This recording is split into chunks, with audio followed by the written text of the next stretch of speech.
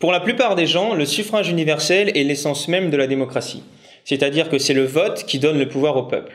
Le problème, c'est que si on réfléchit bien, on voit très vite que le vote n'a aucun pouvoir.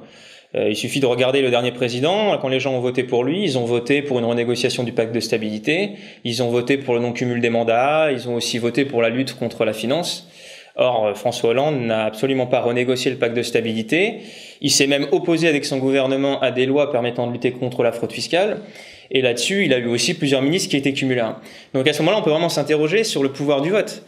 Le peuple donne son avis, mais son avis n'est pas respecté. Donc le vote ne permet pas au peuple, si vous voulez, d'exprimer son pouvoir. Et dans le domaine, la palme revient quand même à Tsipras en Grèce, qui s'est fait élire à l'époque avec de grands discours sur la lutte contre l'austérité, contre le refus de l'austérité imposée notamment par le FMI et la BCE.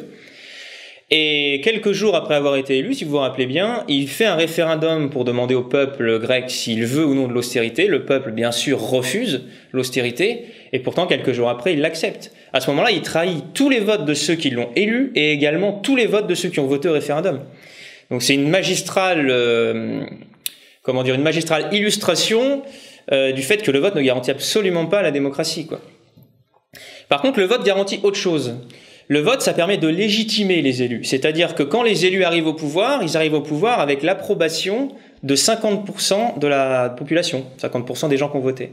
Et ça les légitime. Et c'est là, en fait, que le vote devient, entre guillemets, criminel. Parce que si le peuple accepte de mettre au pouvoir des gens qui vont mener des politiques, qui vont paupériser la société, créer des conflits sociaux, etc., et ben là, les gens qui les ont élus ont une responsabilité criminelle. Alors bien sûr, les gens, à chaque fois, ils espèrent que le candidat suivant va tenir ses promesses. Aujourd'hui, les gens espèrent que Marine Le Pen ou que Mélenchon, par exemple, vont changer le système.